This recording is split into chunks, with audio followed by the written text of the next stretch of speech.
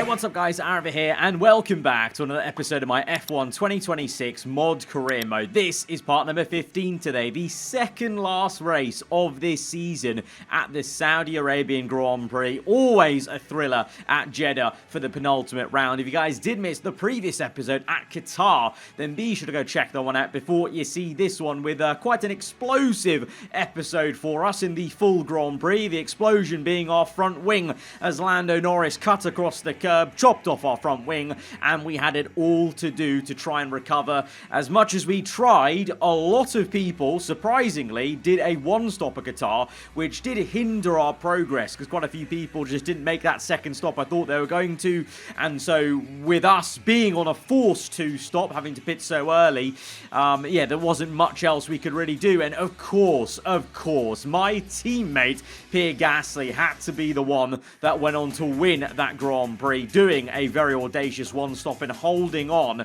and now he is second place in the championship. Yep, going into the final two episodes of this season, our teammate, the one we've been tangling with for the last half of the season, he is the nearest challenger to us in the Drivers' Championship. The only positive from all of this is that in the Constructors' Championship, we're looking pretty damn good, you know, about 50 points ahead of McLaren in second place, so that's the only kind of caveat to Gasly being an annoyance in our space, that he's been doing a good job at scoring good points. He's won 3 races this season, so you know, as a team we've been the most successful team as a duo, but certainly makes things a little bit nerve-wracking going into the last 2 episodes, having our teammate to fight as the nearest challenger. But on top of that, added context going into this race weekend, we've got confirmation of the change to regulations. We've got a regulation change and a reset of the chassis department over into next season. So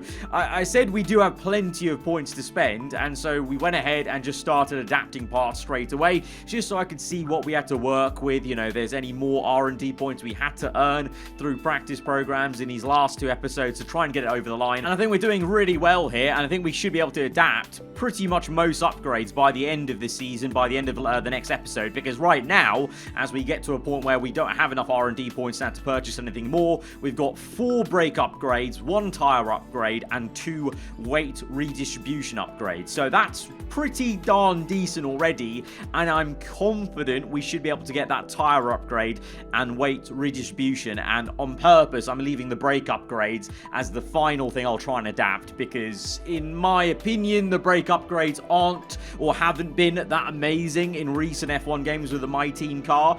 Although, to be fair, on this game, I think for the first time they are actually quite useful and actually do make a big difference, because before these upgrades we did notice, wasn't it, in the past seasons, the brake performance was quite poor. You know, brake zones were much longer for us versus other cars around us, and in the R&D chart things are closer than ever. You can see going to the final 2 rounds, no one upgrading, but now you can see as everyone plateaus with that straight line just how close things are. It literally looks like a bit of a weird alternate rainbow at the top with those 8 teams, or 9 teams rather, and then the 2 of Williams and Andretti flagging behind a little bit. But going into then this second last race, we do have some engine penalties to take, and I'd rather take them this episode than next episode in the finale. Taking a penalty in the finale just doesn't seem like a good idea to me, and out of the 2 circuits, I think Jeddah will be more preferable to be, you know, at the back of the grid, because Jeddah you can overtake. Yes, it can be difficult in Sector 1 sometimes, but Sector 3 has plenty of DRS straight and the main straight to overtake. You know, slipstreaming's ridiculous around here, so I'd rather do it here versus Sao Paulo. We're taking 3 penalties on the internal combustion engine. You can see that entire top row is just all worn out, and the final component we have is 62%. So we can't enter the last 2 races with 62% wear on the internal combustion engine. The same for the energy store. That's going to get a bit too worn by the time we get to the final race, and the gearbox already was a little bit, you know, a murkier yellow on the tone of that engine vehicle screen. So those 3 components, crucially, Ferrari, we do need to take a new set. So we are going to be at the back of the grid for this Saudi Arabian Grand Prix. This is simply just a little exercise for us, just to get a feel for the car. You know, it's the first time we've come to Jeddah with a fully maxed out car, and I'm hoping it's going to go very well around this circuit in race conditions. We're going to need it to be, because, well, I don't know for sure. It may be one of our other title rivals might have penalties of their own. If they don't, we've got it all to do in terms of trying to limit the damage. The good thing is, though, obviously going into this episode, Gasly is my nearest rival, and we've got a good cushion to him. So there are a few points we are able to maybe hand over to our rivals if we can't completely come back through in the race, but I'm confident we can definitely get into some comfortable points. I'm talking like a good top 5, I think. I think that has to be the aim, a top 5. With the car we've got, the way we've been driving, especially in the second half of the season. But on the flip side, for our rivals, this is a big opportunity for them to score some points on us. It's a big opportunity for McLaren maybe also to come back late in the constructors fight. Lawson topping the session. Gasly second though, and he's very close to Lawson, so at least that's showing that the car has got some good pace around here, so that's going to buoy me on for the race on Sunday. But McLaren do look quick, Audi and Ferrari as well. Red Bull not so much, and Fernando Alonso, after 2 spins in 3 races, it looks like his confidence has been dented. He's there in P11, but we're all the way at the back of the grid. We know what we have to do. It's a recovery job, limiting damage. Let's go to the grid.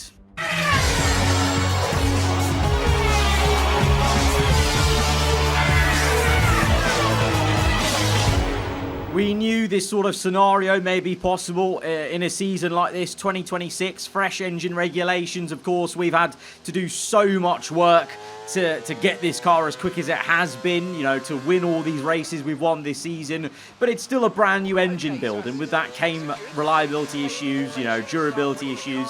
And so penalties like this were inevitable, but we know we have pace to come back. What is a problem is potentially how quick McLaren are looking. They locked out the front row. It's Piastri on pole, but Lawson second place.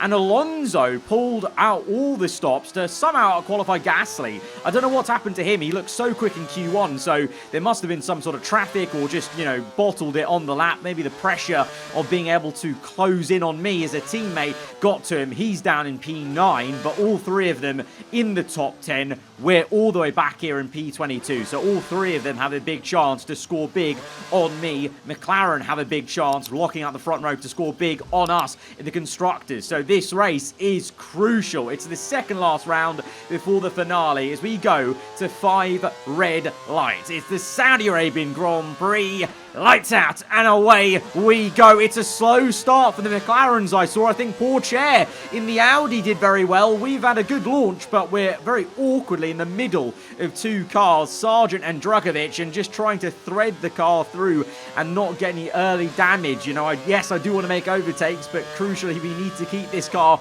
clean and intact to actually keep going forwards. We've chosen to start on the soft tyres. It is going to be a one-stop around here. I think I'm going to go through softs to hards, shock horror, going to the hard compound, but I've chosen the softs in the first stint just to try and maximise the performance and try and maximise the positions gained in the first stint. But Lawson is in first place then, so Lawson has overtaken Piastri for P1. Pourchaire and Sainz in the 2 Audis are looking very strong in third and fourth. Norris ahead of Fernando Alonso, and once again the 2 Red Bulls infighting between them, not helping Alonso's title chances at all in the context of also having spun twice in the last 3 races as we make a move on Hulkenberg. To be fair though, Alonso had just got ahead of Norris there on that little angle shot as we get ahead of Nico Hulkenberg quite easily up into P18, but we've got a lot of cars close together trying to make side-by-sides, and just up to us to try and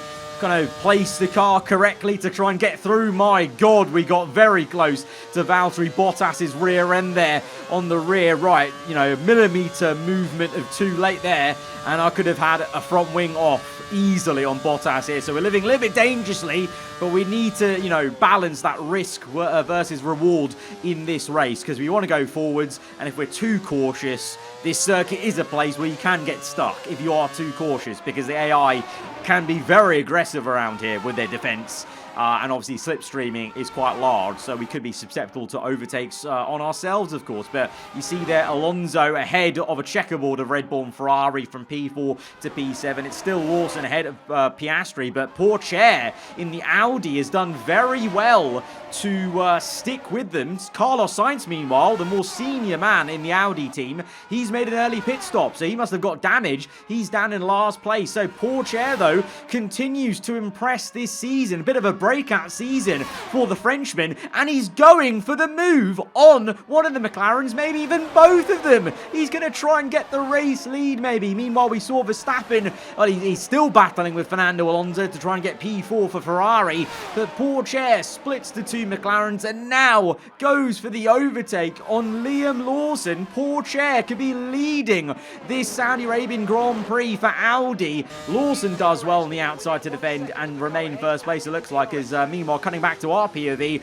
we're in the thick of it, trying to overtake Daniel Ricciardo. He makes it a bit of a hard job on the exit of turn 2, but we get the job done nonetheless, up into P13, and now moving our sights onto the two Mercedes cars and his teammate of Esteban Ocon.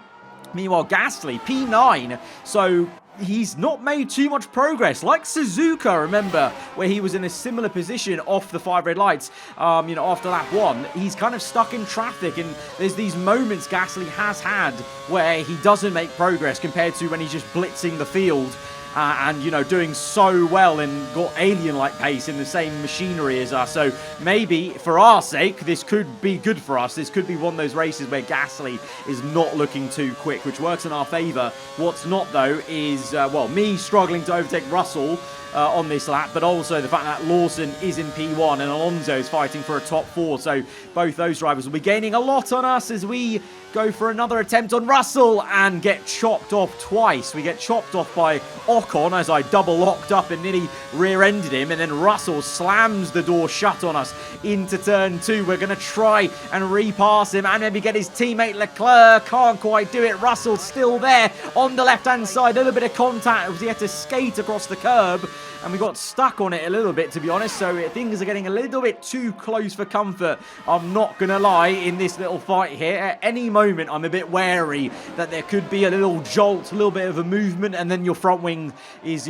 slightly broken. You have to make an early pit stop, and, I've basically just got PTSD, I'm not going to lie, from Qatar, basically. I don't want a repeat of that as we go for the move on Ocon. Can we just get the elbow out? We tuck in behind Leclerc at the apex, and we are going to get up into P12. So 5 laps gone, P22 to P12. That's not bad progress. Could have been a little bit better, but not bad at all. But meanwhile, at the front, well, Piastri's the one that leads now, so Lawson had lost first place anyway. He's in 3rd place, but Piastri's being attacked again by Pourchaire as Pourchaire tries to get the lead once more. He just doesn't quite have the last bit of pace there and tenacity to get that race lead, it looks like, as now it's a 1-2 for McLaren again. Piastri ahead of Lawson as Alonso is, slightly going backwards, to be honest. He's no longer fighting for P4. He's stuck behind his teammate in P6 as we make an overtaking attempt on Leclerc. I say attempt because Leclerc does very well to keep it down on the inside. We lose the back end a little bit as maybe some tyre wear starts to creep in, and Leclerc remains ahead of us on that lap. So that's a failed overtake for us. Can we go again on the next lap, lap 6? And no, we can't, because there's a red flag here at Jeddah, out of nowhere, really, seemingly. Don't know what this is for. No one ahead of us, I think, has crashed. It must be behind us. A red flag now is going to reset things, and now I'm actually very glad we chose softs. Can you imagine if I went mediums or hards? It would have thrown that entire strategy into the bin, but this is why there's a red flag. Felipe Drugovich tapped round by the Alpine, I think, or he may have just lost the back end himself on the outside, but he basically just creates an absolute traffic jam of several cars reversing. He's unable to do a 3-point turn, it looks like, properly, because you've got cars all around him, so no wonder there was a red flag, because if that took long enough and then the leaders came by, that would have been an absolute disaster. But yeah, so red flag, we're going to resume racing on lap 8. So this just invites us to go on the hards and go all the way to the end. Others might choose mediums. they're going to face a bit more tyre wear at the end of the race, and hopefully our hards will be the better race tyre. And also opens up if anyone is trying a 2-stop, don't think they will, but if they are, obviously we can jump them just by going to the end on the hards. And another opportunity this red flag gives us is just off the launch to try and maybe get a couple of more positions if we can get a good run off these 5 red lights that we go to for the second time in this race. Lights out and away we go. Plenty of people around us have chosen the mediums, and my hards are feeling a little bit cold, not gonna lie, at off the line as we have to try and weave around. We're trying to make a double pass on Albon, and I think the car on the left of him is Verstappen there, so we tried to make it work, couldn't. In the end, at least we've just overtaken Leclerc, so we have gained 1 position, but it was very tricky to navigate. And these hards, they are going to come good, but off the 5 red lights, especially a red flag one, where you don't have a great opportunity to heat up the tyres, the lack of grip is there versus the mediums, but we just got to stick with it, and eventually they will become the better race tyre through this Grand Prix as we watch. Oh no, Fernando Alonso, he doesn't get the move done, but he's going for it. He's going for 3rd place. Alonso's had a cracking start. Same for Gasly. Hang on a minute. All 3 of our championship rivals have had a great start. Lawson's still in 2nd place. He was there already, but Alonso now has gone from being P6 to fighting for P3 in this race. Gasly's P5 as well. So this is a little more worrying for us. We've got our 3 rivals in the top 5, and Alonso's looking pretty likely to get this 3rd place. He's side by side with Pourchaire with a lack of experience in Formula 1, maybe just a little bit like a deer in headlights from the red flag restart. Look at that though, 2 by 2 by 2, you've got 6 cars all fighting each other side by side. Then you've got Albon and myself. Can we get in the middle of this? It looks like it's going to be an absolute biblical fight into turn 1. It's 4 wide into turn 1. That's not going to end well as we make a pass on Albon into turn 1, trying to catch Verstappen napping. Somehow those 4 drivers got through turn 1 unscathed. Gasly's now lost positions. He's down to P7, Norris up to P6, but Fernando Alonso has made that overtake on Pourchaire. He's up into 3rd place. Schumacher placing up to 5th place, I think that is, ahead of Lando Norris. So Gasly, the biggest loser out of that. Alonso, big winner. Big commitment for him. He was in the middle of that 4 wide, so the fact he's come out on top is very impressive indeed. But now, as I say that, he's back down to P5. Things are changing rapidly, lap to lap, as we're tucked up behind Verstappen, looking to make an overtake. But look ahead of us. Once again, they're 4 wide. We're weaving about to get a better look at it. That's not going to end well. Surely not. Oh, I think there's a bit of carbon fibre coming off. We've had a love tap on the rear end from Sainz. We've had a love tap in the front with Verstappen and our front wing, so just want to try and check the vehicle condition on the heads-up display to check there's no damage. There is none, so that's very good news. I was a bit worried about that on Verstappen's rear end, but Carlos Sainz has also joined the party then in the 2nd Audi, and ahead of us, Gasly, he looks a bit slow, you know. Verstappen going for the move. I think Gasly has broken his front wing. It was his front wing end plate that came off at turn 1. What did I say? I was very impressed by the first time that 4 wide was possible without any damage. But someone was asking for some damage, trying a 4 wide for a 2nd time on the very next lap. And the man who's fallen short of that is Pierre Gasly. I mean, that's big news for us. That's great news for us in terms of our Drivers' Championship fight, as Gasly is playing it hard and fast there. We try to get to the inside, and of course, he didn't give us any room to work with. Even though his front wing's broken, he still won't give us any sort of room to work with. Instead, we're going to make our own room down the inside, get the nose in, and try and launch off the final corner to overtake him for P8. Gasly comes back at us, and he's actually trying to go into the pit lane. That could have been a bit nasty, but Gasly is in then for an unscheduled pit stop. And that's going to be him out of the running for points, I imagine, unless there's a 2nd red flag or a safety car, as you're watching Carlos Sainz doing me off the traction zone of turn 2. He got onto the inside, and I haven't put up much of a fight there, though, because I thought, you know what, Pourchaire has been so quick in this race.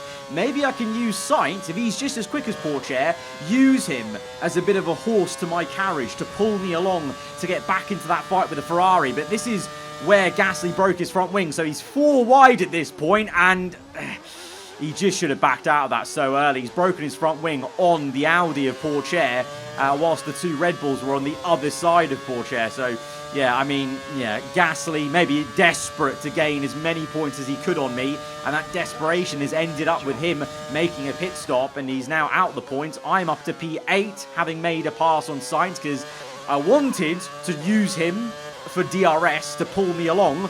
Sadly, he's just not that quick. He's not as quick as Pourchaire through the corners, and he was actually holding me up because we were losing time to the Ferraris. He is actually going to try and re-overtake us here because, annoyingly, he's so quick in a straight line. That Audi engine is working really well, but I've managed to defend him, and through the corners now, you're going to see we're going to push away from him and try and chase after. Well, this pack of Pourchaire and the two Ferraris, the Audi is losing a bit of pace as we go on through this Grand Prix. At one point, Pourchaire was fighting for first place. Now he's fighting for 5th place at best. It looks like the tyre wear maybe of this new team in Formula 1 is just not there, because we've seen this a few times where Audi have looked so quick at the start of races and then they fall away, and I think that's because of tyre wear they have. So yeah, Pourchaire in a Ferrari sandwich. Then it's Alonso ahead of Norris. So Alonso is in 3rd place and Lawson's in 2nd. So Gasly may not be scoring any points, but Alonso and Lawson, as it stands, are going to score 18 and 15 points respectively.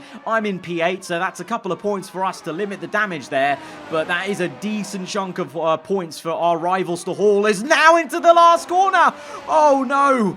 Pourchaire has broken his front wing on the Ferrari. Schumacher cut across him in the brake zone, and Pourchaire now has to pit. After all of that, the young man was fighting for first place. He's had such a great season, and that's not what he deserves here in the second last race. He's at the points now, so we're elevated. That's a free position. We're up to P7, so I'm pretty happy about that. We've got 5 laps to go. The Ferraris look very aggressive today, so I may just play it cautiously and see if we can overtake them, but without any risk, because I don't want a front wing off at the end of the race as we watch Piastri re-overtaking Lawson. Lawson had actually got into the lead before that overtake there, and Alonso in P3 may just get overtaken by Norris. So it's good news for us as Lawson and Alonso are maybe pushed down 1 position respectively from P1 to P2 and P3 to P4 as the two Red Bulls continue to scrap.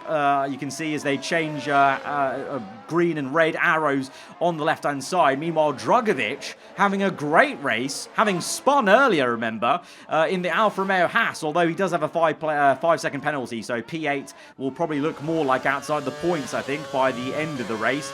As on lap 23, we were 2 seconds behind Schumacher, and in this one sector, the Ferraris were fighting each other so hard. Look at this now, into the final corner. I actually might be under 1 second to them. Look how much time they've lost each other fighting so hard. I was 2 seconds back in Sector 2, and now going on to the second last lap of this Grand Prix, I'm within DRS, but these guys continue to fight each other so hard. There's you got to say, a sense of pride on the line. Schumacher's been the better of the two drivers, and that probably won't be doing any good to Verstappen's ego. Verstappen wanting to get the better of his German teammate here in this second last race, and I want to try and overtake them both, but we need to do this smart, because, you know, I'm not desperate, but I would like to get some more points to feel more comfortable. But the problem is these Ferrari guys are very aggressive in this race. Schumacher cuts across in the same way he did to Pourchaire.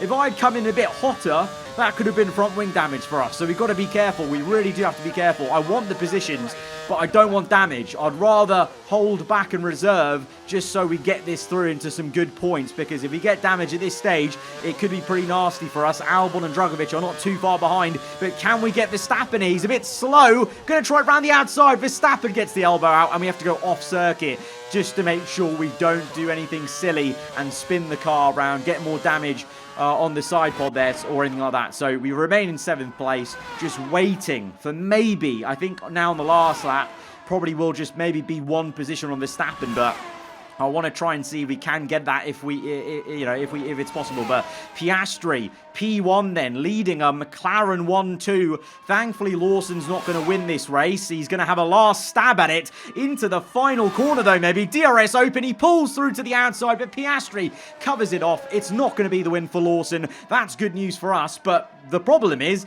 Gasly's scoring 0 points in this race. I'm going to score, P7 there. McLaren finish off a very competitive 1 1-2. So that is going to get them back into the constructors fight maybe. Alonso will finish on the podium in 3rd place, and on the last lap, last corner, we're going to cautiously try and overtake Verstappen. We will get him off the run, the exit. We'll get P6 to limit the damage. McLaren have pulled it off. They've won in spectacular fashion here today.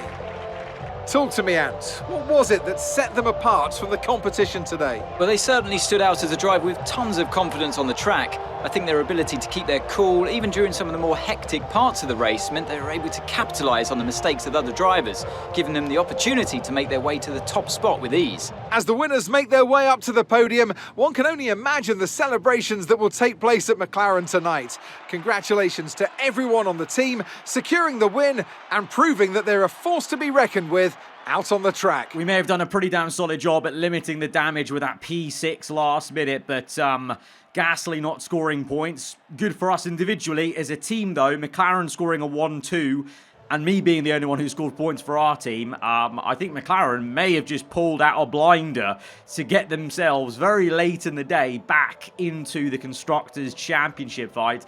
Lawson and Alonso both on the podium, 2nd and 3rd. Individually, they're going to, get a good amount of points on us. Not enough to maybe make me too worried. I still feel pretty confident, to be honest, about getting this Drivers' Championship over the line. It's actually now, I'm actually more concerned about the Constructors now at this point because of Gasly's no score, as he's well out of the points there. And yeah, so Lawson up to 2nd place, 11 points off me. Alonso 14 points off me.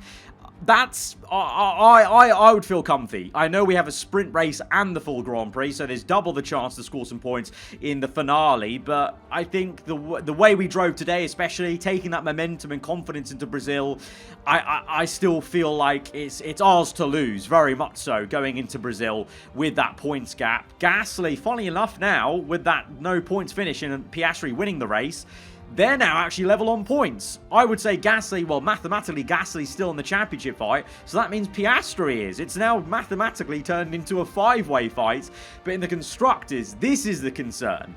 An 11-point gap in the Drivers' Championship, that's fine. I can soak up that pressure. What I'm worried about is 11 points to McLaren now as a team, and they just got a 1-2. So both their drivers are going to be very focused, and Gasly just scored 0 points. So what kind of Pierre Gasly we get in the next episode is going to be very up in the air. So things are going to be a little bit iffy in the Constructors fight going into that final round. But either way, for both championships, it's still all on the line. It's still all to play for, and that's a fantastic thing to see. Guys, if you have enjoyed this one, hit the like button. Let me know what you thought in the comments below. And if you're around here, then do get subscribed for weekly Formula 1 content. I'll see you guys next time for the finale of this 2026 season. Till then, goodbye.